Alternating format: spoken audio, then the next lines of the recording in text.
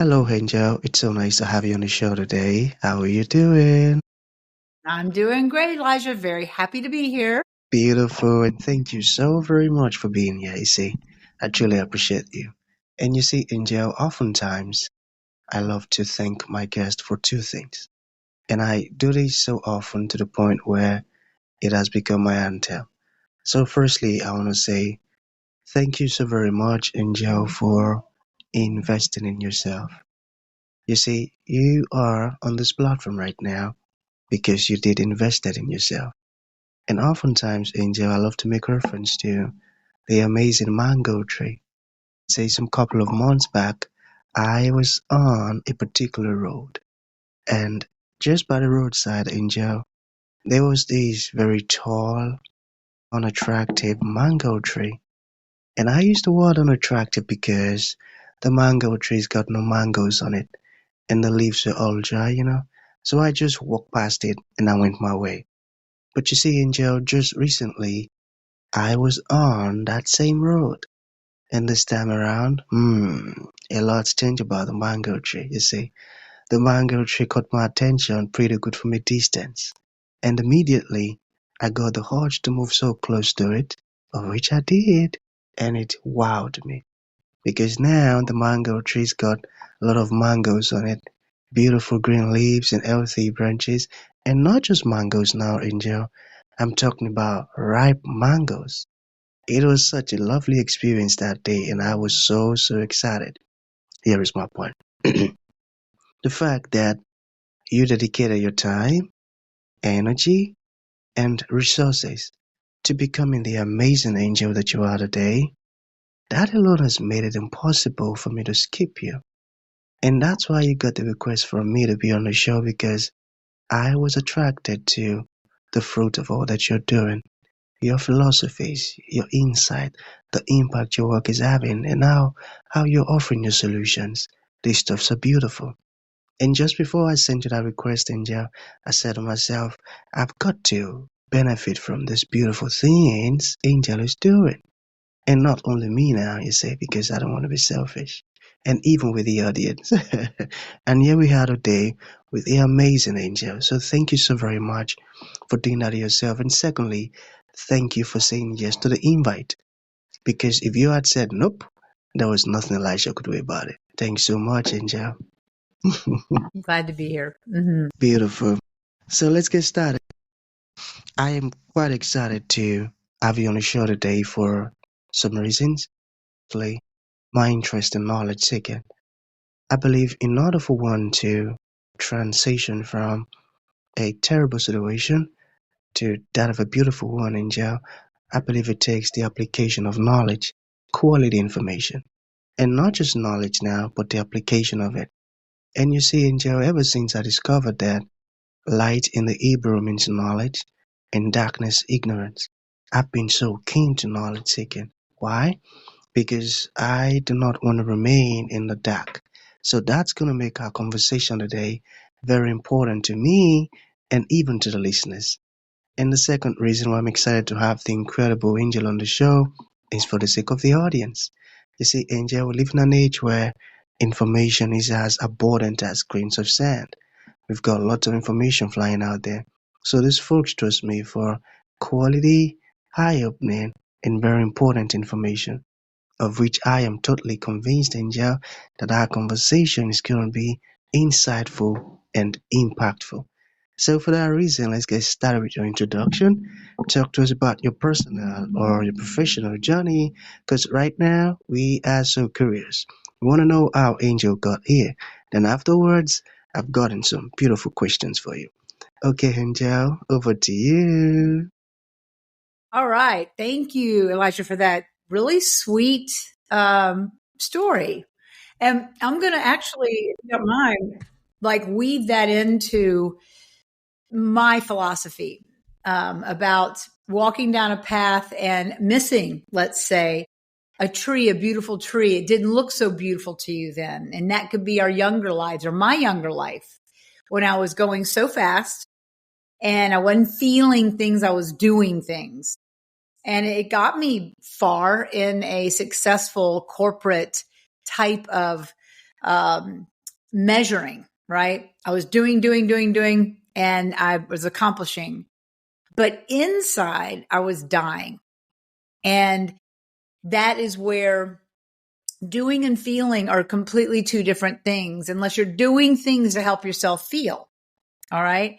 So now take me down the path of this tree. Let's say now in my older years, or in my more educational years, and I call it self-education.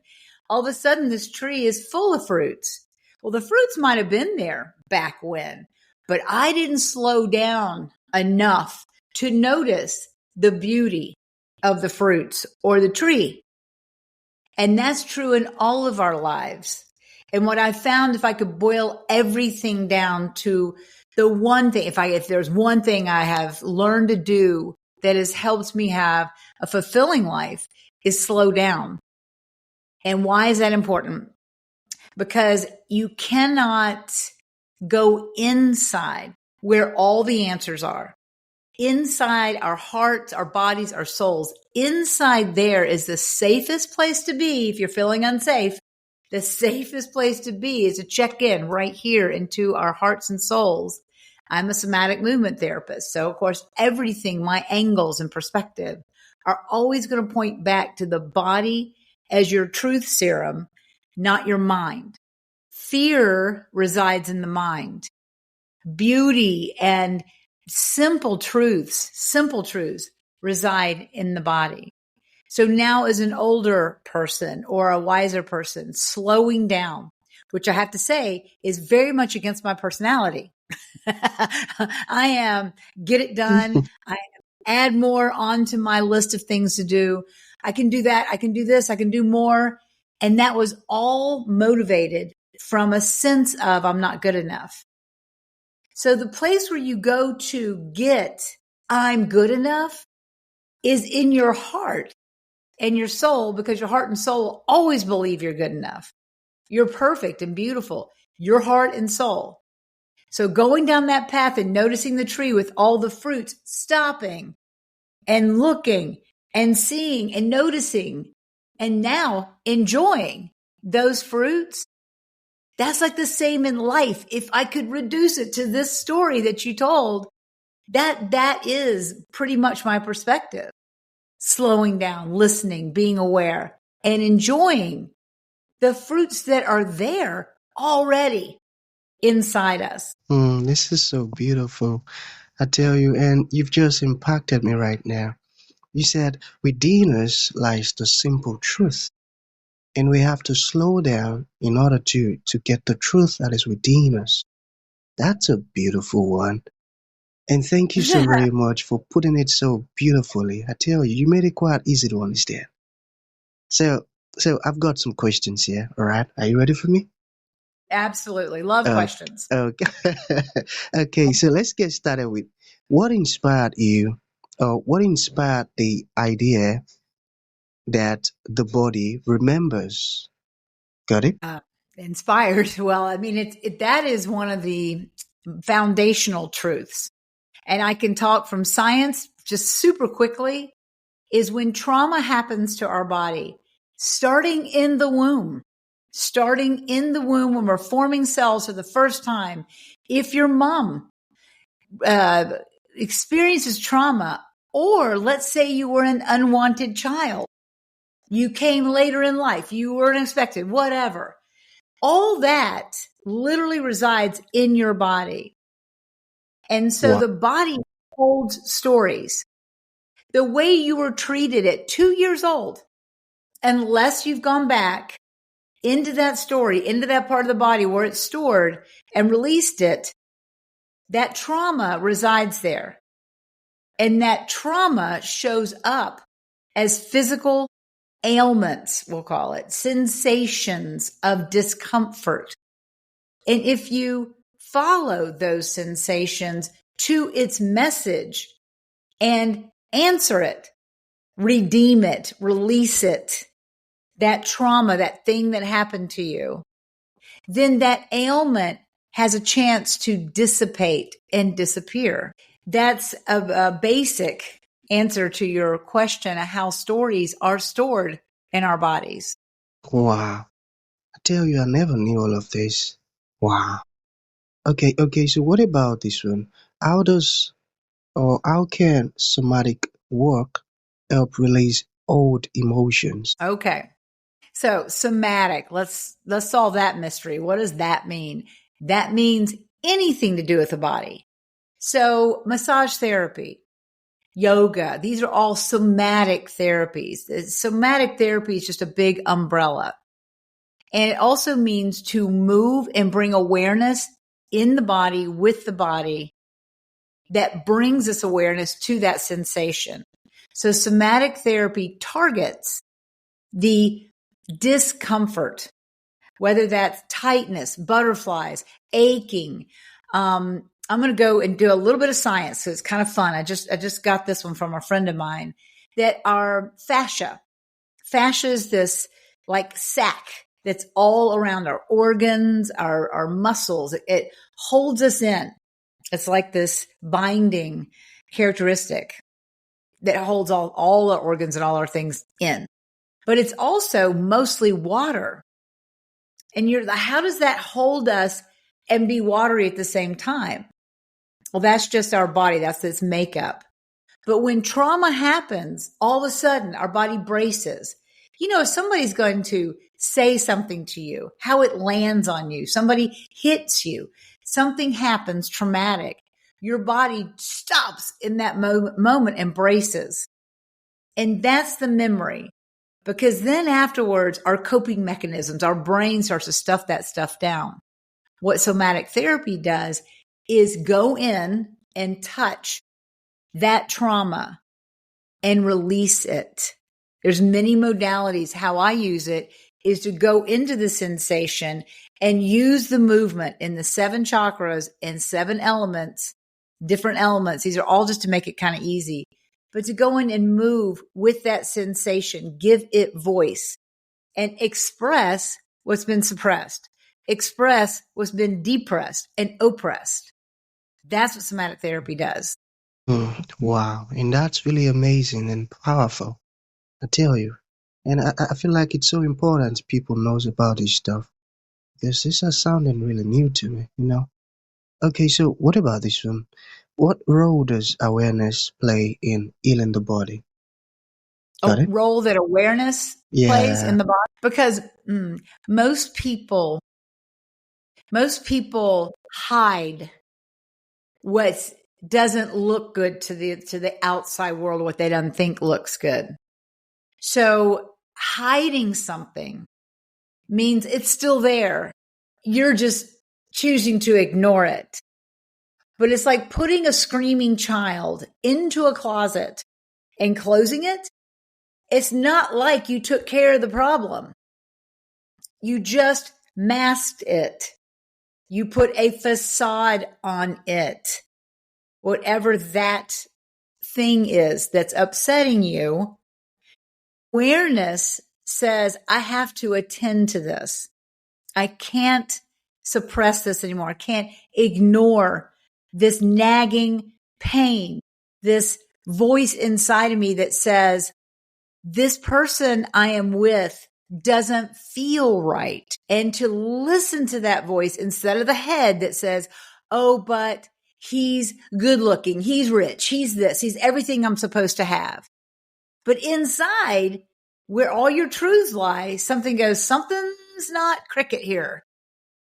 And when you answer that, when you honor that message, that voice, then what you need to do next is what you need to do next. Whatever that is, whatever the voice tells you, I need to get away from this person. I need to break it up. I need space. I need boundaries, whatever it is, heed to that. So awareness brings our attention into those intuitive feelings inside.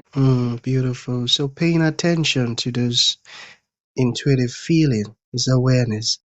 And according to what you said now, some people might decide to ignore it. They don't want to pay attention to it.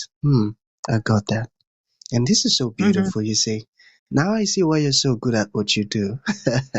And before we get Yeah, before we got this deep, I said, I believe our conversation is going to be insightful and impactful. And that is happening already. Thank you so very much, Angel. Okay, so we've got some questions left. All right. So let's talk about movement. All right. We're still on healing. Okay. So why is movement so powerful for healing? That takes us right back to awareness. If you're sitting in a chair all day, you're probably not feeling that your knees hurting or your back is hurting so much. When you get up and move, then the awareness comes because then the feelings come. And sometimes when we get up and move, for a lot of people, they are able to get out of their heads and into their body. There's people, meditators and intuitive specialists. I just had a group yesterday, and they said that moving is one of the times that they can get out of their head where they try to justify the pain. They try to justify the feeling, but the body doesn't justify. If the body hurts, it hurts. It's very simple. So movement brings awareness. We're going back. We're like, it's wonderful. We're skipping rocks. It's great. Brings awareness to that discomfort to the point where you can't ignore it. And movement doesn't mean you have to get up and do the funky chicken. It can mean just moving slowly to music and listening to how the body wants to move. There's a really cool word I just learned about called pandiculation.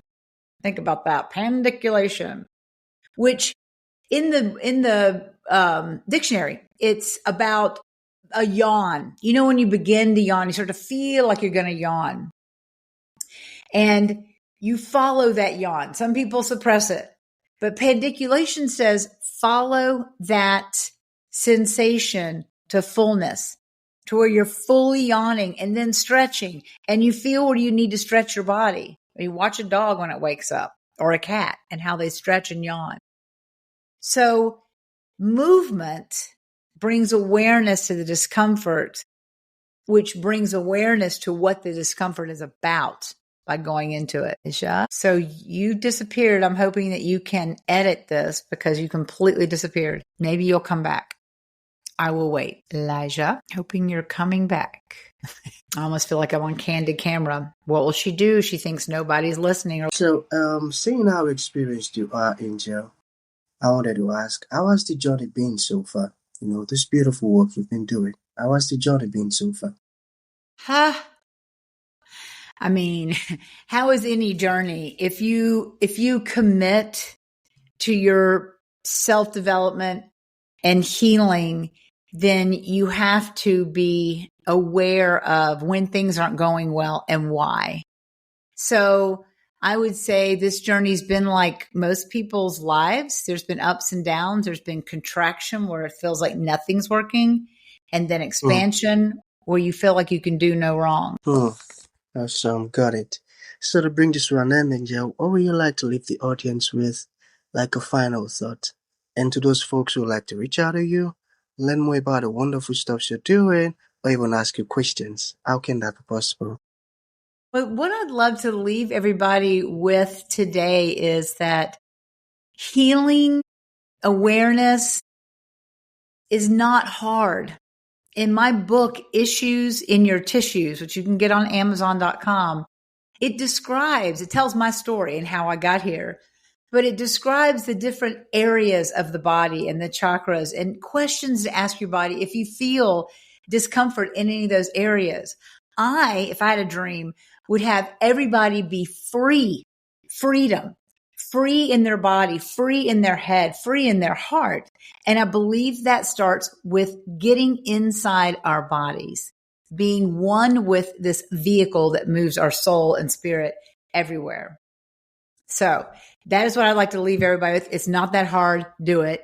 Get the book, Issues in Your Tissues, on Amazon.com. And if you want to find out more about me, super simple. AngelHoward.co. AngelHoward.co. You can Google me and you'll get to me. If you want to go direct, you can get to me by emailing me at angel@angelhoward.co. I've made it real simple. And Beautiful. I would love to speak to your audience. And I also speak to big audiences if people have retreats or something coming up and would like a little motivational speaker at their event. Awesome. That's so beautiful. So that's going to be the end of the show, Angel. Thank you for coming and thank you for sharing this wonderful stuff with us. It means a whole lot. Thank you. Thank you.